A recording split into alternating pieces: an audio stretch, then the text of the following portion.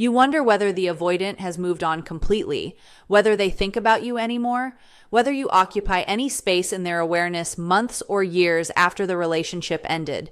You observe their apparent ease moving forward, their calm external presentation, their lack of contact that suggests you have faded from their concern the way previous relationships faded easily once the avoidance defensive structure processed those endings and filed them away as closed chapters. Yet, specific conditions existed in your relationship and in how that relationship ended that prevent the avoidant from getting over you in the way they got over previous partners, that keep you active in their psychological landscape when others have been successfully dismissed and forgotten, that make you the relationship they cannot process completely or release fully, regardless of how much time passes or how many new connections they form. You are the one they will never get over.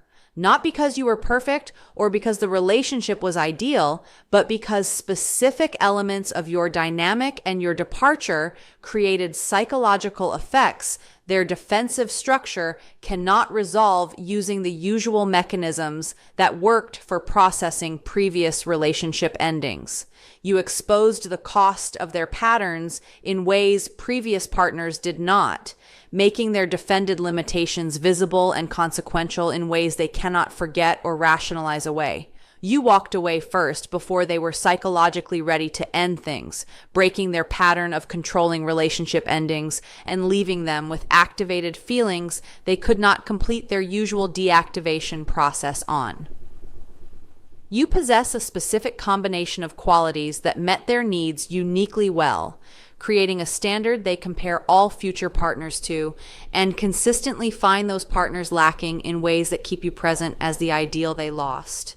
The relationship ended before their defensive deactivation completed its usual arc, leaving the ending feeling premature and unfinished in ways that prevent the closure their defensive structure requires to fully release previous partners. These elements combine to create a situation where you remain psychologically active for the avoidant across years or decades, where they think about you when they do not think about previous partners, where they cannot fully move on despite appearing externally to have moved on, where you occupy permanent space in their awareness as the one who got away, or the one they lost, or the one they compare everyone else to unfavorably.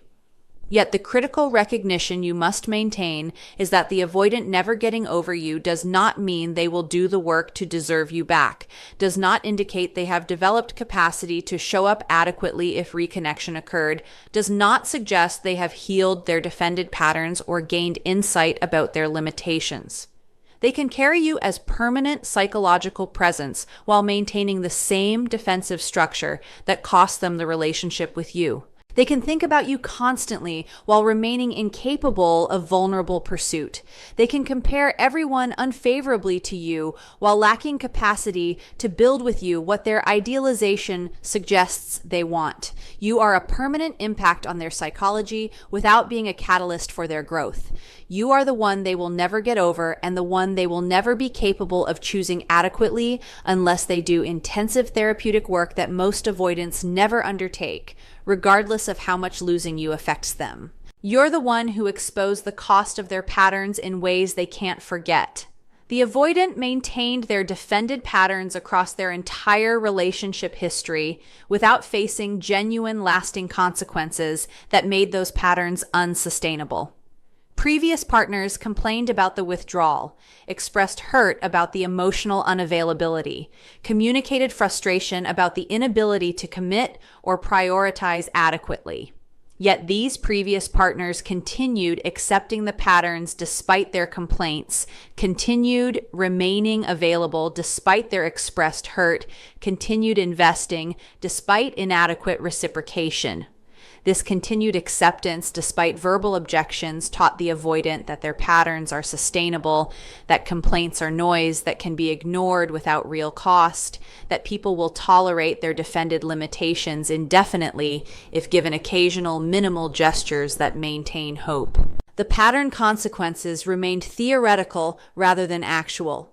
Previous partners threatened to leave but stayed, established boundaries but failed to enforce them, expressed that patterns were unacceptable but continued accepting them. You differed fundamentally by exposing the actual cost of their patterns through implementing real consequences rather than theoretical consequences. You did not just complain about their withdrawal. You left when withdrawal became intolerable, demonstrating their withdrawal cost them relationships with people who matter. You did not just express hurt about emotional unavailability. You removed yourself from a relationship where needs remained chronically unmet. Showing their unavailability costs them partners who require emotional intimacy. You did not just communicate frustration about lack of prioritization. You stopped making yourself available to someone who would not prioritize you adequately, proving their failure to prioritize cost them access to people they want access to. These real consequences made their patterns costs visible and concrete rather than theoretical and abstract. The exposure of actual costs created a psychological crisis for the avoidant that previous relationship endings did not create, because previous endings allowed them to maintain a comfortable narrative that their patterns were acceptable or, at worst, were unfortunate limitations partners should accommodate. Your departure through enforced consequences destroyed this comfortable narrative by demonstrating definitively that their patterns are not acceptable to adequate partners, that defended limitations have real relationship costs, that people with standards will leave rather than indefinitely accommodating patterns that harm them. This destroyed narrative cannot be rebuilt using the avoidant's usual defensive mechanisms because your departure provided undeniable evidence that contradicts their preferred story about their patterns being tolerable. The cost exposure particularly impacts the avoidant because it came from you specifically. Someone they valued more than they valued previous partners, someone whose accommodation they relied upon more extensively, someone whose loss affects them more significantly. Previous partners who left may have exposed costs, but those costs felt manageable because the avoidant did not value those partners enough for the loss to create genuine crisis. Your departure exposed costs that feel unmanageable because losing you cost them something they recognize as valuable, even within their defended structure. Your specific understanding of them, your particular accommodation of their patterns, your unique combination of qualities that met their needs better than previous partners met those needs. The cost you exposed is not abstract loss of a generic partner. It is concrete loss of a specific person whose value they recognize even if they could not adequately demonstrate that recognition while you were available. The avoidant cannot forget this cost exposure because they encounter reminders constantly as they attempt to form new connections. Each new person they meet lacks your specific qualities that made you uniquely compatible with their defended needs. Each new relationship requires them to rebuild understanding and accommodation you provided that new partners are not willing to provide as readily. Each new attempt at intimacy confronts them with the reality that finding someone who accepts their patterns as extensively as you accepted them while possessing your other valuable qualities is statistically unlikely. These constant reminders keep your cost exposure lesson active rather than allowing it to fade into the forgotten past. They cannot escape the recognition that their patterns cost them someone irreplaceable, that losing you was a consequence of their defended limitations, that your departure proved their patterns have costs they cannot avoid facing. The cost exposure also cannot be rationalized away using the avoidant's typical defensive mechanisms. Typically, the avoidant manages ended relationships by focusing on the former partner's flaws. The relationship ended because that partner was too needy, too demanding, not the right fit.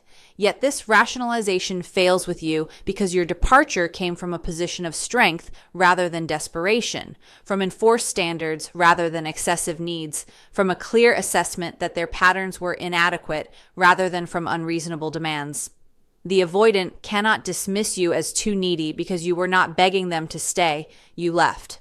They cannot characterize you as too demanding because you are not demanding, they change. You are protecting yourself from patterns you would not continue tolerating. They cannot frame you as the wrong fit because the fit was adequate until their patterns made it untenable. Your cost exposure came with dignity and clarity that prevents defensive dismissal. Understanding that you expose the cost of their patterns in ways they cannot forget allows you to recognize why you remain in the avoidance awareness when previous partners have faded.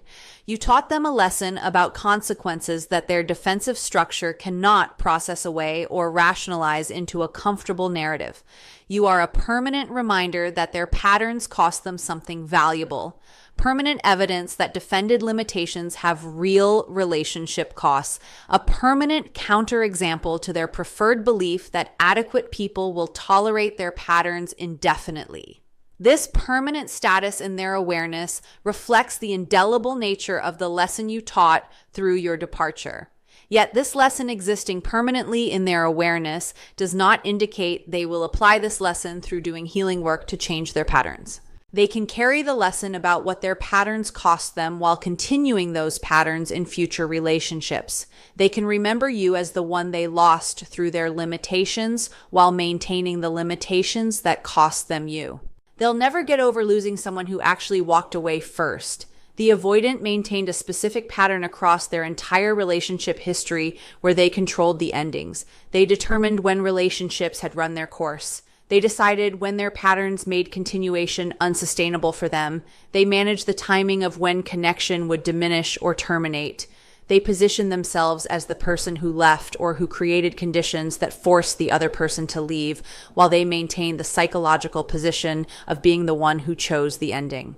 This control over endings served a crucial defensive function by protecting them from experiencing abandonment, by ensuring they were never in the vulnerable position of being left, by maintaining their sense of power through their capacity to determine relationship outcomes. Even when previous partners technically ended relationships, the avoidance patterns had created the conditions making the ending inevitable. They maintained indirect control that preserved their defended position. You shattered this lifelong pattern by actually walking away first, by leaving while they were not yet psychologically ready for the relationship to end, by making the decision to terminate connection before they had completed their usual internal process of deactivation and preparation for ending. Your departure occurred on your timeline according to your assessment rather than occurring on their timeline when they had decided the relationship should conclude.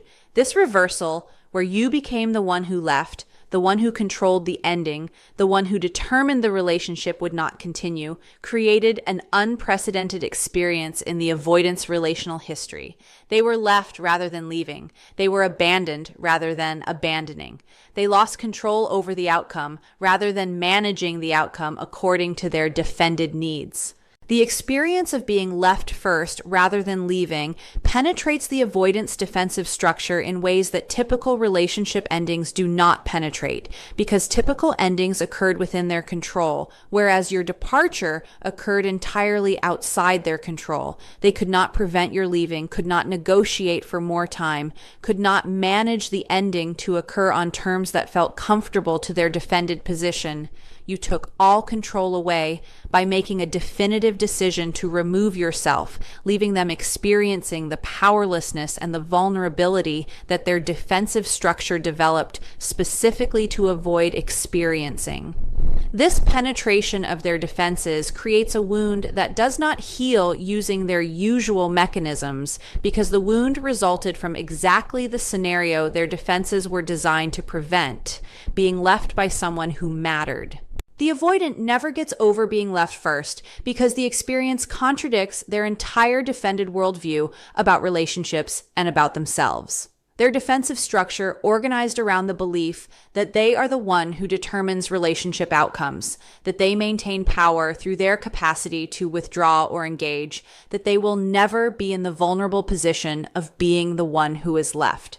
Your walking away destroyed these organizing beliefs by demonstrating they do not control outcomes when the other person decides to leave, that they do not maintain power when someone removes themselves from their reach, that they can be left and abandoned despite their defended attempts to ensure this never happens. These destroyed beliefs cannot be rebuilt because your departure provided undeniable evidence that contradicts them. The permanence of never getting over being left first also stems from the avoidant's inability to gain psychological closure through their typical ending mechanisms. Typically, the avoidant achieves closure by completing their deactivation arc. They gradually withdraw until they feel finished with the relationship. They mentally process that the relationship will not work until they reach acceptance. They prepare themselves psychologically for the ending, even if the other person technically implements it. This completed internal process allows them to feel finished and to release previous partners without ongoing psychological entanglement. Your walking away occurred before they completed this arc.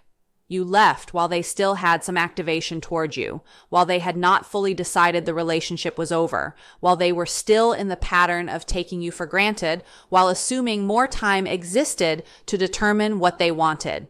The ending arrived before their internal completion, leaving them with feelings and process that remain unfinished and unresolved. The never getting over you because you walked away first manifests through specific ongoing psychological effects. They replay the ending repeatedly, analyzing what they could have done differently to prevent your departure. This replay keeps you actively present in their thoughts when previous relationships do not generate such obsessive processing. They experience intrusive thoughts about you that interrupt their daily functioning in ways previous partners do not intrude once those relationships ended within the avoidance control. They feel ongoing activation about you that their deactivation mechanisms cannot fully suppress because the relationship ended before deactivation completed. This persistent activation keeps emotional connection alive when emotional connections to previous partners have been successfully deactivated. They compare their current life without you to an imagined alternative life where they had behaved adequately enough that you stayed. This comparative thinking keeps you present as the lost possibility when previous partners are simply past chapters without such comparative focus. Understanding that the avoidant will never get over losing someone who actually walked away first allows you to recognize why you occupy a different psychological status than previous partners. You violated their defensive structure's core organizing principle by being the one who left, by taking control away from them, by making them experience the abandonment their defenses were designed to prevent. This violation creates a permanent mark that keeps you present in their awareness across years or decades when previous partners they left have faded easily from their concern. Yet this permanent psychological presence reflecting your unique status as the one who walked away does not indicate they have developed capacity to handle your return differently, does not suggest they could build a sustainable relationship if reconnection occurred, does not mean they have addressed the defended patterns that motivated your departure. They can never get over being left by you while maintaining all the defensive limitations that made leaving you the necessary choice. You became the standard they compare everyone else to and find lacking. The avoidant moves through their post-relationship life, attempting to form new connections, to build new relationships, to find new partners who might provide what you provided while being more compatible with their defended limitations. Yet every new person they encounter suffers through comparison to you, measured against the standard you established in ways that reveal deficiencies where you possessed specific qualities the avoidant valued even within their defended structure. The new person lacks your particular understanding of their psychology, lacks your specific patience with their patterns, lacks your unique combination of qualities that match their defended needs in ways no one else has matched before or will likely match again. This constant unfavorable comparison keeps you present as the ideal they lost, as the standard they measure others against, as the benchmark that others consistently fail to reach. You became the standard through specific ways. You met the avoidance defended needs uniquely well despite their inadequate reciprocation. You understood their patterns without judgment in ways that created psychological safety they rarely experience. You saw their defended behavior as stemming from wounds rather than as malicious cruelty. You grasped their psychology without requiring extensive explanation. You recognized their struggles with vulnerability without punishing them for those struggles. This understanding allowed them to feel known in ways their defenses usually prevent. You saw beneath their defended presentation to their actual wound itself, and you did not reject what you saw there. This experience of being understood despite defended limitations is rare for avoidants and became the standard they cannot find replicated with new partners. You also provided specific accommodation of their patterns that made the relationship work despite their defended limitations. You gave them space when they withdrew without making them feel guilty. You tolerated their emotional unavailability longer than reasonable people tolerated. You worked around their inability to commit rather than requiring commitment as a prerequisite. You adjusted your own needs extensively to match their limited capacity. This accommodation allowed them defended comfort they could not maintain in relationships with partners who have healthy boundaries and who require adequate reciprocation. New partners with self-respect will not provide this level of accommodation. They establish boundaries the avoidant must respect. They require emotional availability. The avoidant struggles to provide. They demand prioritization. The avoidant resists giving. The contrast between your extensive accommodation and new partners' reasonable standards makes those new partners feel demanding or incompatible, even when their requirements are normal, healthy relationship expectations. You possessed a combination of other qualities beyond understanding and accommodation that the avoidant valued. Perhaps your intelligence engaged them intellectually. Your emotional stability provided grounding they lack internally. Your life competence made their life function better. Your specific personality traits meshed well with theirs. Your physical attributes attracted them. Your life circumstances made the relationship logistically convenient. This unique combination is statistically difficult to replicate. Finding someone else who possesses your level of understanding and your willingness to accommodate and your other valuable qualities and who remains willing to tolerate avoidant patterns is unlikely. New partners might match one or two elements, but rarely match the complete package you represented. The standard you established operates most powerfully through the avoidance recognition that you tolerated their patterns extensively yet still left. This combination makes you a unicorn in their relational history. Previous partners either left quickly when patterns became apparent, making them easy to dismiss as not understanding or not patient enough, or they tolerated indefinitely, making them easy to take for granted. You occupied the rare middle ground where you understood them deeply and accommodated extensively and still determined their patterns were inadequate enough to motivate your departure. This combination created cognitive dissonance the avoidant cannot resolve. If you understood them so well and accommodated so extensively, yet still left, their patterns must be more problematic than they want to acknowledge. If someone as patient and understanding as you determined they were an inadequate partner, they must be more inadequate than they want to face. The unfavorable comparisons manifest through the avoidance experience with new partners, highlighting what those partners lack relative to you. A new partner requires more communication than you required. The avoidant thinks about how you understood without extensive explanation. A new partner establishes boundaries around their patterns. The avoidant remembers how you accommodated without establishing such limiting boundaries. A new partner expresses normal needs. The avoidant compares these needs to your modified minimized needs and finds the new partner demanding. A new partner shows normal emotional expression. The avoidant contrasts this with your regulated expression and finds the new partner overwhelming. Every difference between you and new partners positions you favorably in comparison, even when the differences reflect the new partner's health rather than deficiency.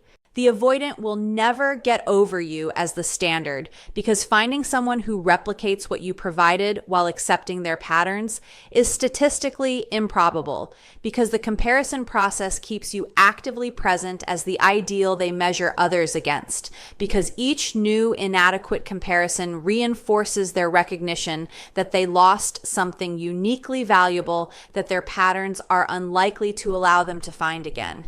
Yet understanding they will never get over you as the standard requires recognizing this permanent comparison does not indicate they learned from losing you, does not suggest they would behave differently if you returned, does not mean they have developed capacity to reciprocate adequately what you provided. They can hold you as a permanent standard while maintaining defended patterns that made the relationship with you unsustainable. They can compare everyone unfavorably to you while lacking capacity to build with you what their idealization suggests they value. The relationship ended before their deactivation completed, leaving it permanently unfinished. The avoidant processes relationship endings through a specific psychological mechanism of deactivation, where they gradually shut down their attachment feelings, progressively withdraw their emotional investment, systematically minimize their need for the connection until they reach an internal state of feeling finished with the relationship and ready to release the person. This deactivation arc typically unfolds across extended time, during which the avoidant creates increasing distance. They withdraw emotionally while maintaining some physical presence. They reduce contact frequency and depth. They redirect their attention and energy toward other people or pursuits. They mentally rehearse life without the person until that imagined life feels comfortable and desirable. By the time the relationship actually ends, the avoidant has completed most of their internal deactivation work, allowing them to move forward feeling psychologically finished, even if the other person is still emotionally engaged. Your walking away disrupted this typical deactivation process by occurring before the avoidant completed their internal arc. You left while they still maintained some attachment activation, while they had not fully withdrawn their emotional investment, while they were still in their pattern of taking you for granted rather than preparing to lose you. The relationship ended at a point when their deactivation was incomplete. They had not yet reached the internal state of being finished with you, had not yet mentally processed that the relationship would not work, had not yet prepared themselves for your absence. Your departure forced a sudden ending when their psychological process indicated a continuing relationship with the option to withdraw further if needed. The incomplete deactivation leaves the relationship permanently unfinished in the avoidant psychology because they cannot complete their deactivation process on a relationship that no longer exists. Deactivation requires continued contact that allows gradual withdrawal. The avoidant needs to be around you while feeling less and less attached, needs to observe you while caring progressively less, needs to interact while investing decreasingly until they reach the point of internal completion where they feel done. Your absence prevents this continued contact that deactivation requires, freezing their attachment at whatever level existed when you left. Rather than allowing that attachment to complete its arc toward deactivation, they remain stuck with unprocessed activated feelings. They cannot deactivate without access to you. The unfinished quality manifests through the avoidant's inability to achieve psychological closure about the relationship using their typical mechanisms. Typically, they achieve closure by completing deactivation. They reach a point where they genuinely feel finished, genuinely do not want continuation, genuinely have released their attachment.